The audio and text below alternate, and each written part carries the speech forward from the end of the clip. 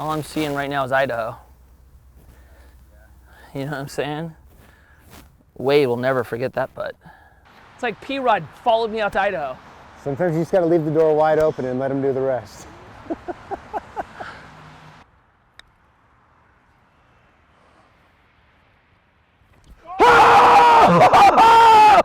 Yo, the ups and downs! The ups and downs! Oh. Wasn't high enough.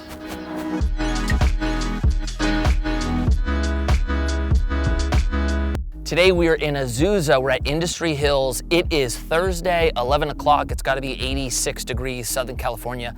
This is why we all live here. Today we have the co-founder of Palm Golf, Dustin Ghaul, and we are starting this thing off on a big one. Par 3, 245. What are we doing? That's some people's driver. Yeah, man, you told me this is 245. I'm like wondering if we take out the mini driver for this. 245. Okay, so here's what we do. Every hole is a bet. It's typically $25. And at the end, we'll total everything. Either you win or I win. And then the loser gifts an investment of the winner's choice. For me, I've been steady on Bitcoin. I'm 7 rounds in a row Bitcoin. So I'm staying with it. If you win, what am I giving you? I'm just gonna keep running with Amazon. That's all I do. That's a first for us. I just hammer Amazon all day long. That's a first for us. So give me that. Okay, you're going Amazon. Now this is rare because I've been playing good golfers lately and they've been giving me the strokes. You and I are kind of on the same path. 9-10 index? Yep. Okay, you wanna take this one first or you wanna take it second? Or should we play the, This is a 240 par 3. Since this is your show, dude, I'm letting you take the honors. Not even I need to know. I'm not even gifting it. I'm not even accepting. Here we go. I'm gonna take the, shit. It's you anyway. Okay, I'll Perfect. take this. I'm not even scared.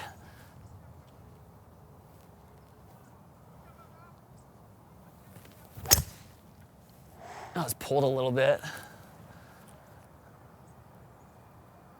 Oh, nice Bounce kick. right. Okay, I thought you were about to kill them like I did. I thought it was saying cart path. I was gonna rip up into the homies. I thought that was cart path. I thought I was gonna rip up to the homies. How is it though? I'm still 20 yards from it and I hit that pretty good. This might be the first par 3 that I've ever played that is this far. I don't know if I've played a, I mean, honestly, I should have hit a 3-wood or the mini D. Ooh, that's going for You're him. over by me, get a bounce. See it? We're in the same spot. Same I'm just a spot. little more left. All right, you're gonna have Pay a to little focus more on this attention. one. This is just brutal. All right, so I have a blind shot in here. I'm not technically blind. I gotta nestle it in. All right, so we got a tagline. It's called Swing and Smile. You know, you're not that good to get that pissed off. Although I'm about to probably lose this hole, I'm still golfing on a Thursday at 11:40 in the morning. That was a tough one. That was a hard one. I was actually wondering what you were gonna do if you try to bounce it off or flop it. Let it run on I there. think that's the right call. Do we like a little pitchy? Or I've got the AstroTurf in the backyard and I've been flop shotting. But I'm running risk now. You like the risk? I think so. You think so? You like the risk, huh?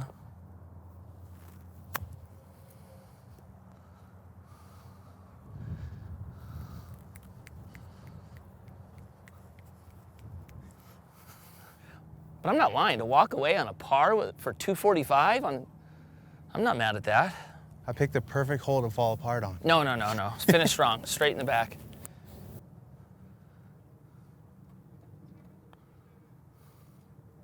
See what I'm saying? Now you put the pressure on me, G. You see what I'm saying? And hammers it in. So you own a golf brand, and you are in golf when you're seeing kind of the golf become cool.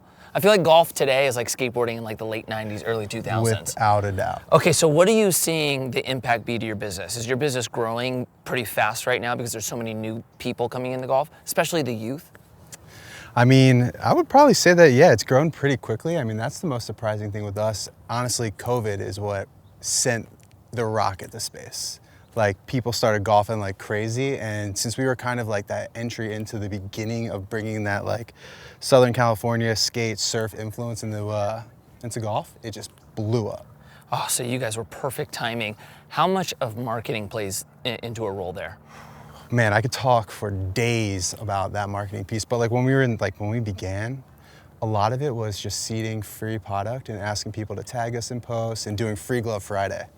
We asked people, tag your friends, check out this glove, tag it, we're picking a person. And Free Glove Friday is what like literally blew us up also because we didn't have any marketing dollars. We were just like 3 kids who launched a Kickstarter, had no idea what we were doing, and we were just like guerrilla warfaring it. Any way possible, any means possible, we were trying to get people to just see our brand. Yeah, it's funny because that's how we met. You hit me on a DM, Yeah. Can I send you some stuff? And then I started rocking your hat in the middle of COVID. And then now I'm like head to toe in it. I'm like an ambassador. Well, like, I mean, dude, the goal literally was like, I always grew up surfing, skating, snowboarding. So like, that was always the culture that I was around and I loved. But being from New Jersey, there wasn't that Southern California ease of going to the headquarters of all the different places. So like the moment I had the chance to find out that like the professional skaters and the surfers and the snowboarders that I followed all my life were getting into golf at that time, I was like, I know who I'm hitting up.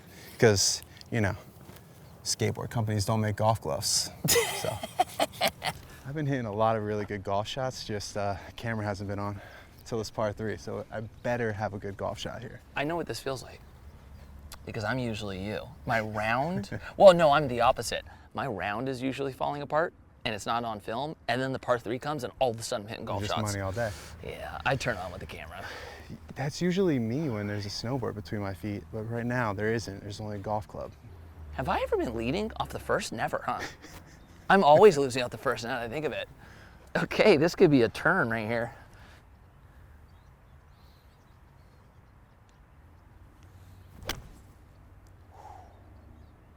Is it enough?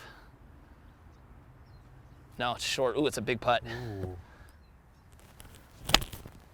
Oh, this is straight at the frickin' pin. This is straight at it.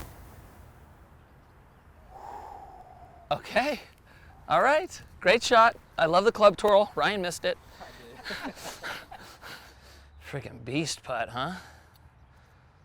I'm not even gonna line it up. I'm gonna walk up like I'm the DOD king. Smack this thing in.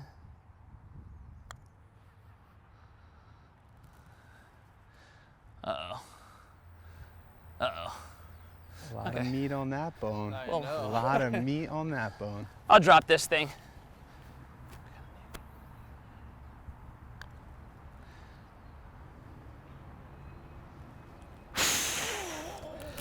Nice bar.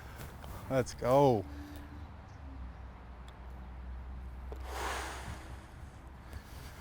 All right, serious question though. How do you turn it off and focus on golf in between all the things you're doing while we're golfing? Oh, that's a good Like, question. how do you turn it off? The business? Just, yeah. Like you're so dialed in on doing a few things That's, before some of these holes, and then all of a sudden you just roll up and you're locked in. you know what that's probably from? It's probably from years of skating. You know, like on the contest, you know when the first time I really had to do that was when I had my first daughter, and I took her and my wife to Spain for X Games. And I was in the finals for X Games, flew out to Spain, and it was the first time we experienced baby jet lag. It's freaking insane. And so I'm up 3 in the morning with my wife. We have a 6-month-old in the shower trying to entertain her, and I have to skate like 8 in the morning the next day. And I remember skating up to Chris Ghaul, because he was the only other pro I knew that had kids that was actually like in it. And he looked at my face and he goes, I know exactly where you are right now. Totally lost, And you're right? just And you're like, just "I am." forced to have to like remove everything else and just kind of focus in. And then you do it long enough and it's just kind of Second trained, nature. you know? It's like, because there's kind of 2 ways you can do this. You can quit your job and jump in the deep end and start a company, or you can start something on the side of your career, let it get to a point of sustainability and then jump in, which is what you did. Did you think about kind of, you know, is it better to just go all out? Or was this more in line with kind of your personality and your risk tolerance? I think that given the profession that I was in, it allowed me to be able to do what I was able to do. Like if I had a 9 to 5 that was year round, Right. there's no way that I would be able to do it. Yeah, I mean, I that's a good point. full on gamified my life at this point I'm up every day at 5 a.m., 2 hours in on Palm the moment like my day wakes up, go to school, teach 2 more hours. I'm home by 4:35, hanging with my son and my wife until then. Zane goes to bed. I got about 1 hour that I probably do a few more things. I do it over and over again for 4 straight days, and then I try and shut it off Friday to Sunday. I like that. So, okay. So I think like, yeah. Okay. Now, as you said that, this just reminded me of something. Is there such thing as a work-life balance?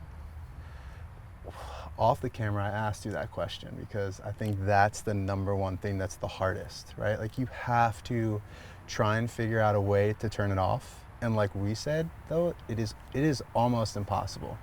It could be 3 in the morning and I wake up and there's a laundry list of things that are already going through my mind. So I think that's really hard. And I think like we were saying, you have to put your phone in a place that you can't touch it. And if it's in arm's reach, then you're sucked into it. So I have to put it away to give myself work-life balance. I like that. Create the boundaries and then stick to it. And then specifically, like when we're back visiting family on the East Coast, like I'll try and shut my brain off with that. It's not easy though. No. But like, wouldn't you say though that there's the thrill of running your own business as opposed to like working with someone? There's a massive risk, and the highs are highs and the lows are lows. That's right.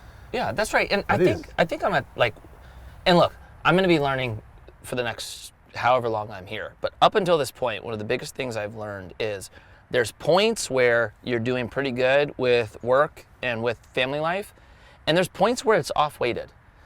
And I think that's right. Like there's opportunity that comes around. That opportunity doesn't last forever. And when that happens, you're going all in. And there's going to be time taken away. And then there's going to be other sides where like your business is cruising. You want to go on vacation every other month? You can. So I think that's probably the where I've landed on it. 145, 149. Wind at our face. I'm up 1, 2 to play.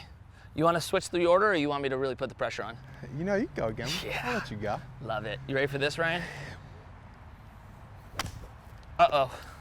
Uh-oh. Ooh. Uh-oh. Got really excited and just pulled the crap out of it. Dustin, here's your opportunity, brother. We got a chance, Right here. boys. Okay, center of the green. I gotta clean this out. Let's get this, baby. I love the pressure. Somebody's Shit, getting that's not one good. back here. How do I find the only hole? The only hole. You can give yourself a little relief. Frickin' divot, baby. I'm gonna frickin' do this. All right, here we go. Oh, he's going for it. Feel good about this, baby. Nope.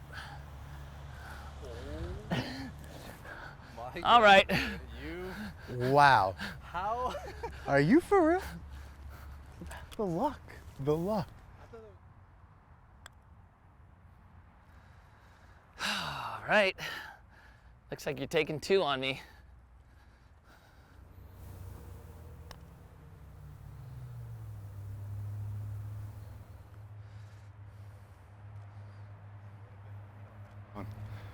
Silence.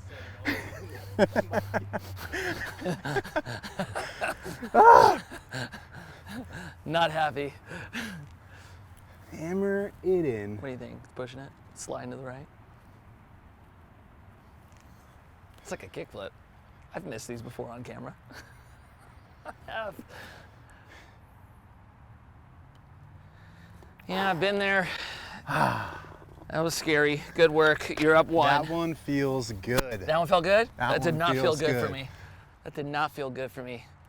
I'm coming back with a vengeance on this next one. I've been hitting good golf shots all off camera, but we're back, baby. We're back. So you guys launched your business during COVID, and you had your first big test run with who, Big Five? Was So it we Big had Five? it. No, we had it with Dick's Sporting Goods. So we launched a little bit before COVID. Like we first started shipping out orders in 2018. When we finally get this order with like Dick's Sporting Goods, we're fired up about it. But how many units did they test run? I think it was about like 5,000 units, which was a significant amount of money that we had to front for that, because you work with any big box retailer, You have to let your money go for 180 days. That's right. The terms are ridiculous. It's nuts. So COVID hits and they go, hey, by the way, we're not taking any of your inventory. And we're like, we are dead in the water. So COVID hit and they pulled back. They were like, we're not taking any new orders right now. Like, we're done. So we're sitting there saying, like, what are we going to do? Right.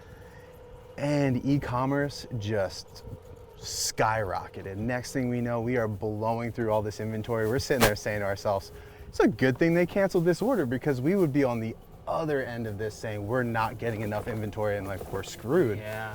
So it was actually a blessing in disguise that they canceled it. So they reached out to us probably 6 to 8 months after everything was like locked down. They're like, we'll take that order from you guys now. And we're like, we don't have it. You're gonna have to, you're gonna have to place another order. And that was like the best thing that happened to us, because they increased their order that next time around. But there's a lot of peaks and valleys with working with big box retailers. Yeah, for sure. But when you went e-com, the profit margin went through the roof. Oh, it's the best. It's the best. What is the breakdown between retail and e-com for you guys? So that's a very variable for us, because we're like both channels are growing with time, but typically it could be 60-40 one year, 70-30 the next year. Oh, that's a pretty good But, ratio. like, one of the hardest things, yeah, we work with a lot of corporate companies too. So like we kind of count them as our wholesale accounts. We do stuff with like Genesis, the car company, Pepsi, you know, Diageo brands, which is a bunch of different liquor brands. So we have that as a lot of our wholesale accounts that really work out for us. Right. And then we have pro shops and different golf shops around. Most notably, California, Roger Dunn's or Worldwide Golf. We do a lot of stuff with them. That's a nice account. Yeah, it's awesome, and they're great to work with. Hey, let's see how you do in the driver's seat. Oh, he hits a golf shot. He hits a golf shot. All right, big dog. Enjoy it while it lasted. All right. The kid is come. Dang it. I felt like my aim was off. I really want to bring this one home. So let me make sure I see your throat. The throat is in place. Here it is. There's the throat. All right. Give it a little throaty. I didn't get all of it. I might be with you. Okay, here we go, baby. Chip off. I got a little putt. Ooh. What an out. Wow. Okay. Do I just take putter here so I don't duff it, or what? That's not, that's an 80-foot putt for me.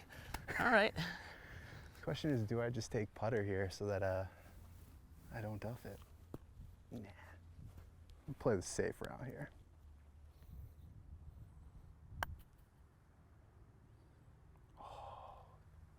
Divot, kicked it. All I'm seeing right now is Idaho. You know what I'm saying? Wade will never forget that putt. It wasn't high enough. Eesh. Shit. That was deep.